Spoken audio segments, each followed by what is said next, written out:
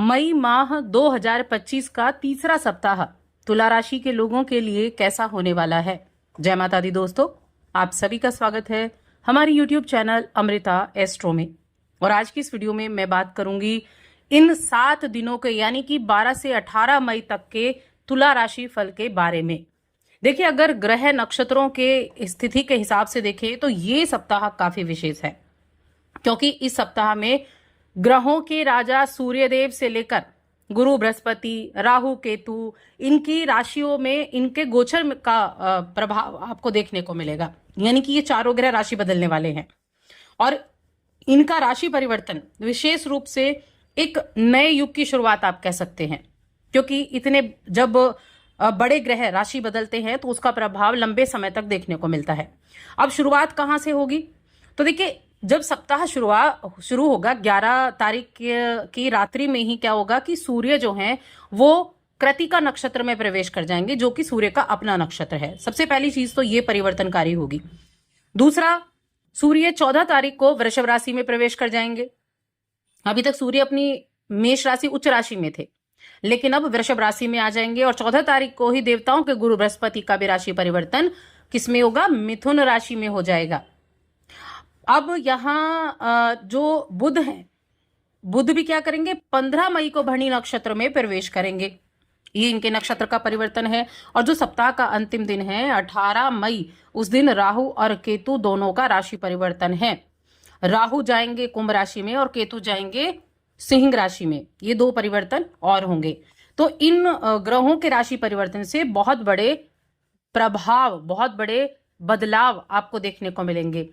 योगों की अगर मैं बात करूं कि क्या योग बन रहे हैं, तो देखिए इस सप्ताह के मध्य में क्या होगा कि चंद्र और मंगल की युति से एक बड़ा अच्छा राजयोग बनेगा, जिसमें एक दूसरे से समसप्तक भाव में ये रहेंगे अपनी नीच राशियों में।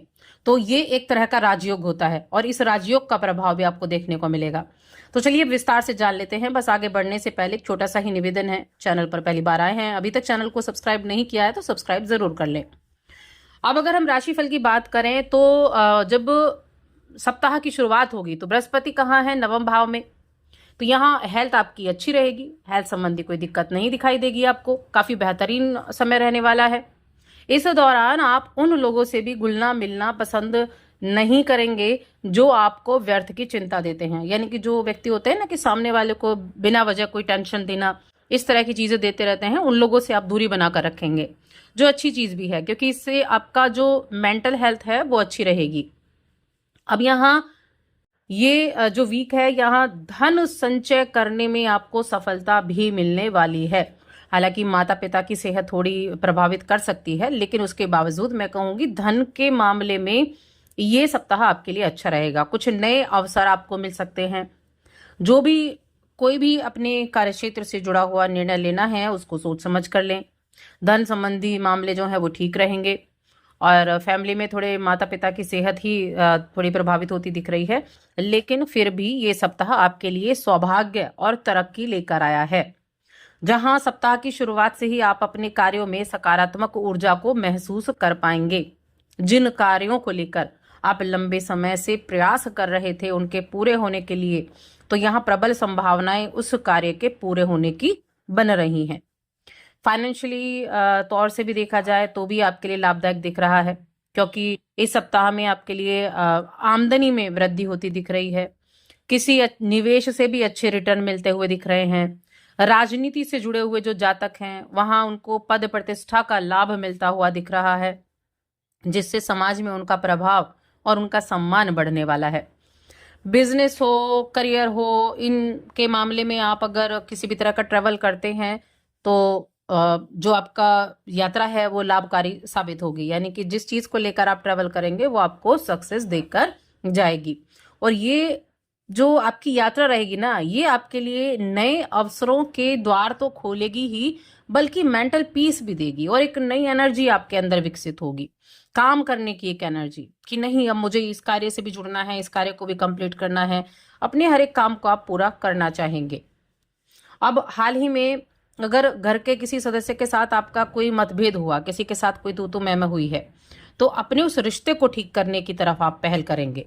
अपनी तरफ से पहल करते दिखाई देंगे। और अगर वो आपके घर के कुछ वरिष्ठ लोगों में से आते हैं तब तो ये आपके लिए बहुत अच्छा रहेगा कि आप खुद से पहल करें। अब रिश्तों की बात करते हैं तो विवाहित जातकों के लिए दाम्पत्य जीवन खुशहाल दिख रहा है। जीवन साथी का सहयोग मिलेगा, आपका आत्मबल बढ़ेगा और प्रेम जीवन में एक नई ऊर्जा आएगी। अगर आप किसी रिश्ते में हैं तो ये समय है खुलकर बात करने का। आप एक बेहतरीन समय इसको मान सकते हैं। अपने साथी के साथ किसी भी लंबित मुद्दे को सुलझाने का है, अपने रिश्तों को मजबूत करने का है, जिससे आप पाएंगे कि आप दोनों के बीच में एक समझ जो है वो गहरी होती जा रही है। और अगर आप सिंगल हैं तो ये सप्ताह आपकी मुलाकात किसी ऐसे दिलचस्प व्यक्ति से हो सकती है जिससे आप लगाव महसूस करने लगें।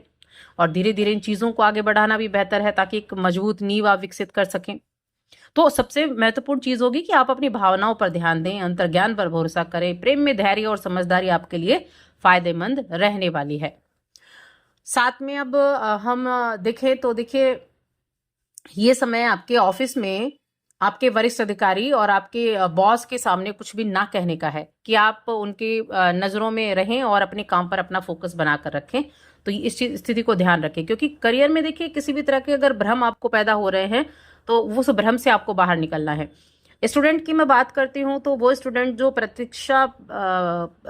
प्रतियोगी परीक्षा यानी कंपटीशन की तैयारी कर रहे हैं तो उनके लिए ये ज्यादा अनुकूल दिखाई दे रहा है समय, क्योंकि इस समय आपका जो ध्यान है ना वो आप अपना विकसित कर सकते हैं, अपनी फोकस को आप बढ़ा सकते हैं, जिसकी वजह से आप जो प्रयास करेंगे इस समय आप उस प्रयास से सफलता प्राप्त कर सकते हैं। एक तो आपके राशि के स्वामी जो हैं वो उच्च अवस्था में है, उच्च अवस्था में काफी टाइम से चल रहे हैं और वहां पर राहु विराजमान है, बुध का गोचर हो चुका है। तो अभी तो राहु और शुक्र ही एक साथ बैठे हुए हैं।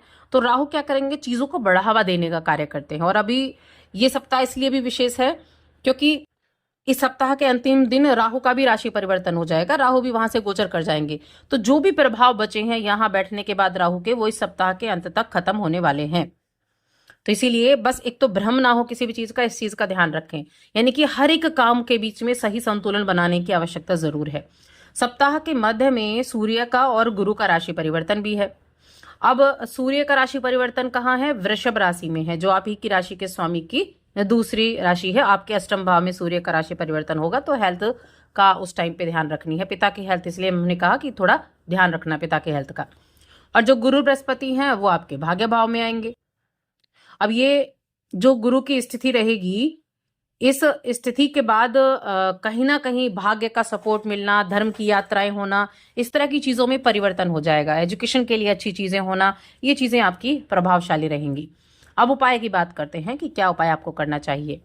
तो देखिए आप एक पाठ कर सकते हैं, ललिता सहस्रनाम का पाठ, या फिर आप देवी सूक्त का पाठ कर सकते हैं, देवी कवच का पाठ कर सकते हैं। इनमें से किसी भी एक पाठ को करेंगे तो उसका ऑल ओवर पूरे वर्ष भर आपको रिजल्ट मिलेगा, अगर पूरे वर्ष भर भी करते हैं तो। और साथ ही चैनल को सब्सक्राइब करें।